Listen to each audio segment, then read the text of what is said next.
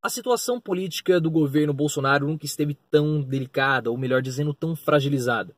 Os atuais indicadores de desempenho do governo mostram que há uma queda, sim, em uma situação bem delicada. Nós tivemos uma queda na projeção do PIB para esse ano, o aumento da taxa de desemprego, diversas brigas e intrigas que vieram a público, como por exemplo a briga do Carluxo com o general Mourão, que desestabilizaram sim administrativamente o governo.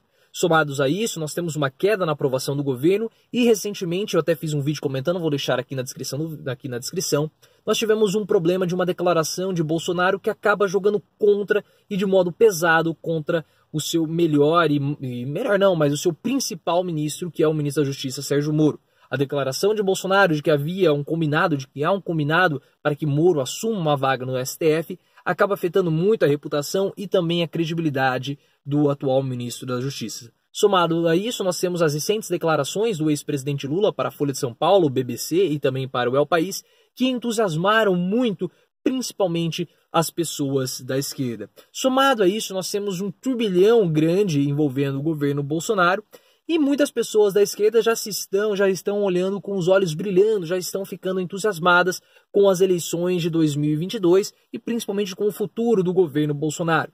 E antes que você venha falar para mim, olha, a eleição de 22 está muito longe, eu tenho que dizer que não está, porque o ciclo eleitoral já começou e começou em 2018. Jair Bolsonaro, ele não foi eleito por conta de 2018. Jair Bolsonaro, ele já vem tendo seu nome construído desde lá de 2008 com o CQC. Onde de fato ele ganhou uma projeção e um impacto nacional foi justamente com o CQC. É até irônico Marcelo Tassi mostrar contrário às ideias de Bolsonaro quando ele é justamente o pai de Bolsonaro. Ele que praticamente lançou Bolsonaro para que o país trouxe Bolsonaro para os holofotes da nação e depois Bolsonaro começou a ir em outros programas de televisão, como o da Luciana Gimenez, começou a ter maior evidência e aí construiu o seu nome para ser o candidato vencedor em 2018. Mas as eleições de 22 já começaram. E eu gostaria de dizer para você que a derrocada do governo Bolsonaro, e aqueles que acompanham meus vídeos há mais tempo sabem que eu já venho falando isso há um bom tempo, mas a derrocada de Bolsonaro, ela fortalece o ex-presidente Lula, mas ela não fortalece a esquerda. Ela pode fortalecer Lula, mas ela não fortalece a esquerda. E apesar disso parecer muito contraditório, porque como Bolsonaro fortalece Lula, mas não necessariamente a esquerda. Para você entender isso, que é um cenário possível, você tem que entender que Lula, ele não representa mais as esquerdas. Lula, ele não representa mais o PT. Lula transcendeu o partido, Lula transcendeu esse espectro político da esquerda. Lula, ele representa ele mesmo. Lula, ele representa uma entidade chamada Lula. Então ele não representa o PT, ele não representa a esquerda. Lula representa ele mesmo. Lula. E isso isso faz com que Lula seja blindado. Claro que a popularidade, é claro que ele é afetado sim por essa antipatia que há contra as esquerdas, mas Lula ele consegue sair menos fustigado do que toda essa situação que envolve a esquerda. Então o governo Bolsonaro, por que Bolsonaro favorece Lula?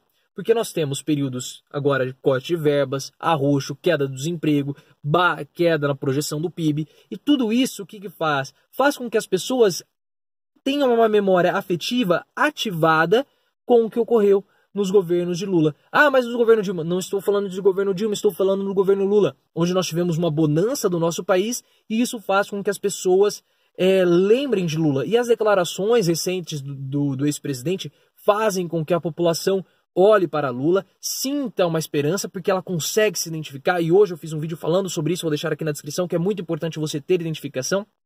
As pessoas se identificam com Lula, as pessoas elas se identificam com aquele diálogo, com aquele léxico, com aquela forma de falar. Então, como contraponto, como antagonista ao governo Bolsonaro, Lula fica muito fortalecido. Mas o sentimento anti-PT ainda é um sentimento muito forte. E é por isso que a queda de Bolsonaro não necessariamente, ou a derrocada do governo, não necessariamente favorece as esquerdas. E por que favorece Lula? Perceba que é antipetismo e não antilulismo. E isso é um termo importante. Quando você fala com alguém, né, o pessoal da esquerda, e você fala de fazer um governo de esquerda, você logo pensar em governo de Cuba, em governo da Venezuela, né? Vai para Cuba, vai para Venezuela, você gosta do Maduro. Então isso já atrai, já puxa para o governo da Venezuela, já puxa para essa relação, essa associação entre um governo de esquerda no Brasil com o governo da Venezuela. Mas isso é diferente do que ocorre com Lula. Porque quando você fala governo Lula, você já lembra lá dos anos 2000. E você lembra que nós tivemos um período de grande bonança, de grande crescimento e principalmente de relevância internacional. Então não é um governo de esquerda, é o governo Lula que nós estamos falando. E as pessoas lembram daquele período. Então a derrocada de Bolsonaro favorece o governo Lula, favorece Lula, mas não necessariamente a esquerda. Então você fala, ótimo, é só Lula sair candidato que ele possivelmente vencerá. Mais ou menos, porque nós precisamos saber se Lula vai conseguir poder, por questões burocráticas e legais, sair candidato em 2022. Outra coisa, temos que saber se Lula vai querer ser candidato em 22. E outro problema, Lula já tem 73 anos, em 2022 ele vai ter 76, quase 77, ou seja, ele já vai ter uma idade avançada. Mas Michel Temer foi presidente com 77 anos. Tudo bem, mas Michel Temer estava no final. Lula vai começar o mandato presidencial com 77 anos. Vai passar por um processo político com 77 anos.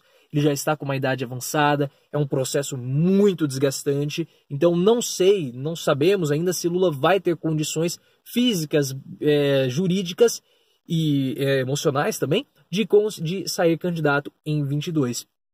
E aí você está me perguntando, mas se Lula não sair e Bolsonaro prejudica, se Bolsonaro favorece a esquerda, favorece Lula, mas não a esquerda, e se Lula não sair candidato, como que você vê o pleito para 22?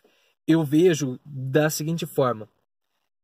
Há um problema com o PT, porque o antipetismo vai continuar forte até 22, ele continua muito forte, porque se Bolsonaro tiver uma derrocada, vão jogar a culpa nos governos petistas, isso é óbvio, vão jogar a culpa nos governos de esquerda.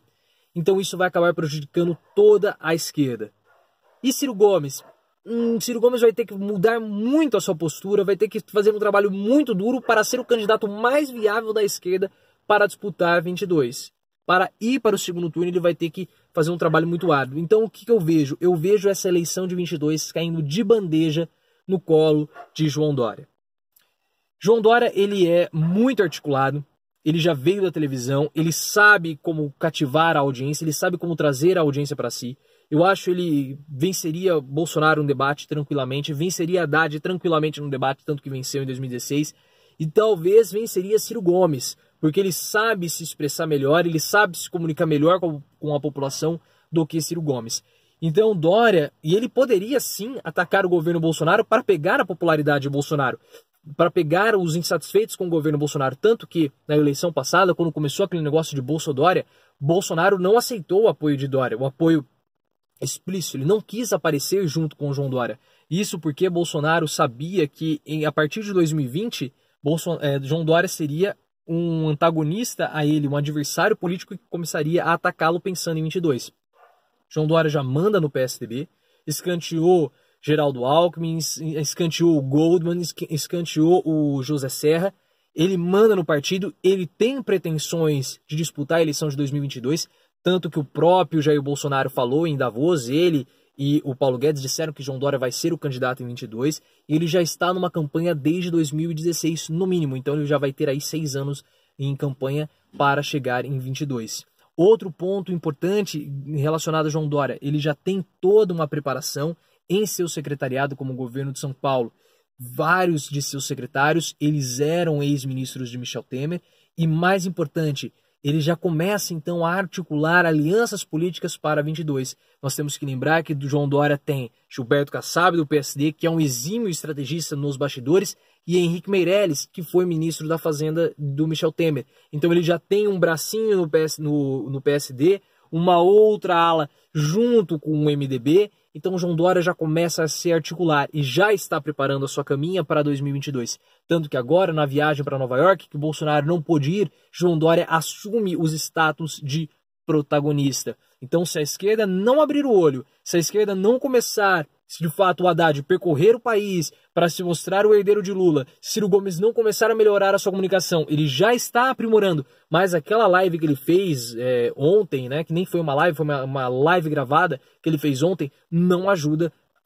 Ele precisa melhorar ainda a sua comunicação para poder ser o candidato mais viável. Se a esquerda continuar com a sua atuação do jeito que está hoje, a eleição de 22 está caindo no colo de João Dória, porque Bolsonaro ele vai acabar, não vai conseguir fazer o seu sucessor, mesmo que seja Sérgio Moro. Bolsonaro já fritou Sérgio Moro, já disse que Moro, já praticamente como o Reinaldo Azevedo falou, já demitiu Sérgio Moro, porque Moro tinha pretensões presidenciais e agora não sei mais como isso vai ficar. A esquerda não necessariamente vai ter força, porque o antipetismo, e aí quando falo antipetismo, pense em anti-esquerda, continua forte. Lula não tem condições, possivelmente não terá condições de disputar 2022, então a eleição ela cai no colo de João Dória. Eu fiz um texto falando sobre isso, vou deixar o link aqui na descrição. E o que você acha? Você acha que 22, o caminho para Dória está mais fácil do que para os outros candidatos? O que a esquerda precisa fazer para tentar ser viável e vencer a direita em 22? E principalmente,